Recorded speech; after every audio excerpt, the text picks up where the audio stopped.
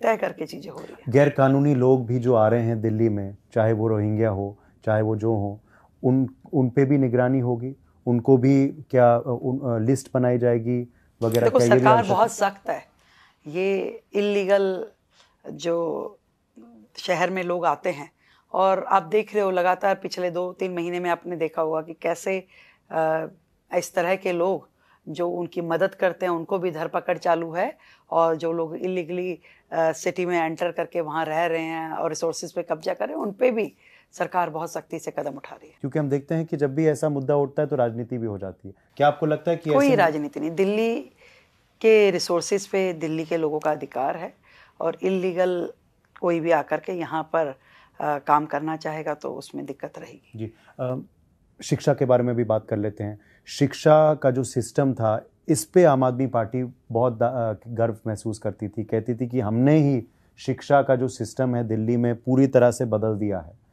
क्या आपको लगता है ये सही है या गलत है? शिक्षा के क्षेत्र को लेकर मेरे लगने की बात नहीं है। दिल्ली की जनता को क्या लगता है? क्या दिल्ली की जनता का यही सपना था कि इस तरह का सिस्टम उन्हें मिले, जहाँ पे उनके बच्चे जब स्कूल में जाते हैं और 9वीं क्लास में बेचारा बच्चा फेल हो जाए तो स्कूल अपनी जिम्मेवारी बिल्कुल खत्म कर दे और लाखों बच्चों को 9th क्लास के फेल करके उनको स्कूल से निकाल दिया जाता है। 11th में बच्चा फेल हो जाए तो उसको निकाल दिया जाता है। क्यों? क्योंकि स्कूल का 100% रिजल्ट आना चाहिए। तो आ ही जाएगा ना, जब फेलियर बच्चों को आप निकाल देंगे, कमजोर बच्चों को छोड़ देंगे, उनको अधर में छोड़ देंगे कि जाइए आप जा करके कुछ भी कीजिए, क्राइम कीजिए, घर पे खाली बैठिए, माँ बाप को तकलीफ दीजिए। तो ये एजुकेशन सिस्टम था पिछली सरकारों का। अरे भाई, एक बच्चा यदि कमज़ोर है तो उसकी पढ़ाई पे ध्यान दीजिए, उसको मौका दीजिए। ये क्या तरीका हुआ कि आप उसे निकाल बाहर कर रहे हैं?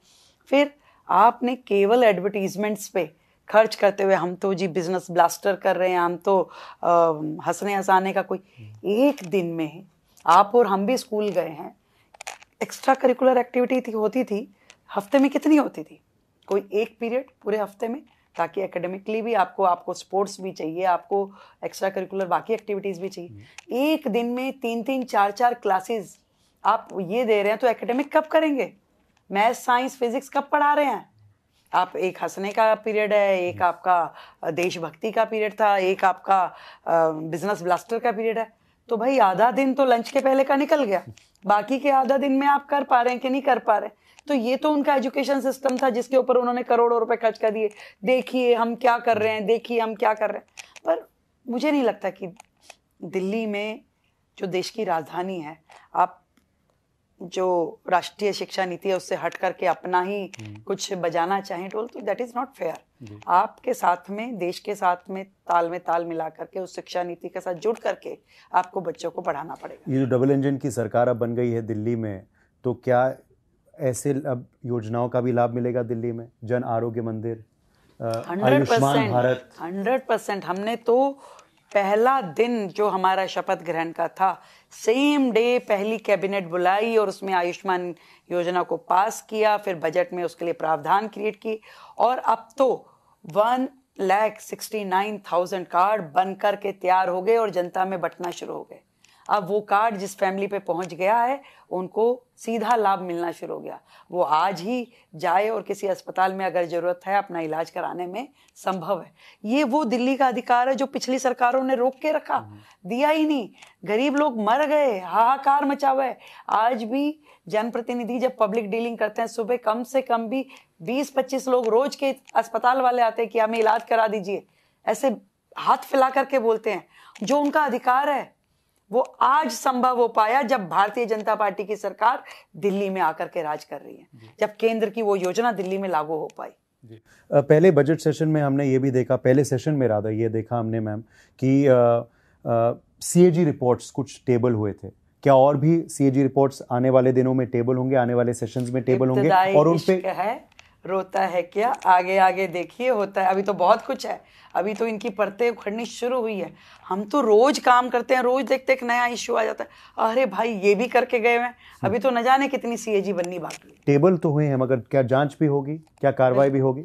जो टेबल हुई है रिपोर्ट्स वो पीएससी के पास जा गई है, उसके ऊपर आगे की कार्रवाई, जो कानूनी कार्रवाई होनी है वो होगी।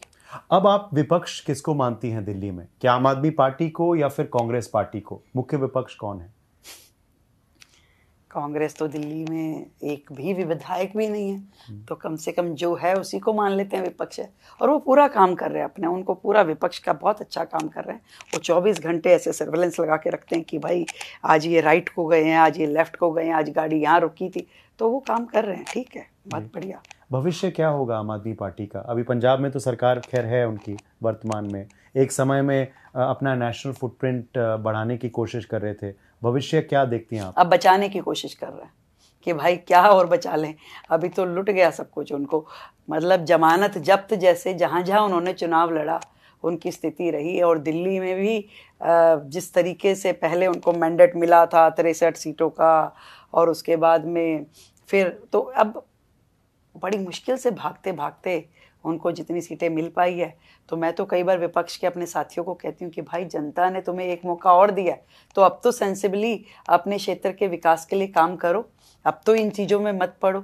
अब आपको बजट दे रहे हैं, अब आप दिल्ली की जनता का काम कीजिए जिस चीज़ के लिए आपको चुना गया, और नहीं तो अगली बार ये भी नहीं रहेगा। दावा किया गया था कि दिल्ली को पेरिस बनाएंगे हम, क्या आप दिल्ली को पेरिस बनाएंगे? मैं दिल्ली को दिल्ली बनाना चाहती हूँ, ना लंदन ना पेरिस। दिल्ली के अपना एक ऐतिहासिक गौरव है। दिल्ली देश की राजधानी है, इंद्रप्रस्थ जिसका नाम हुआ करता था।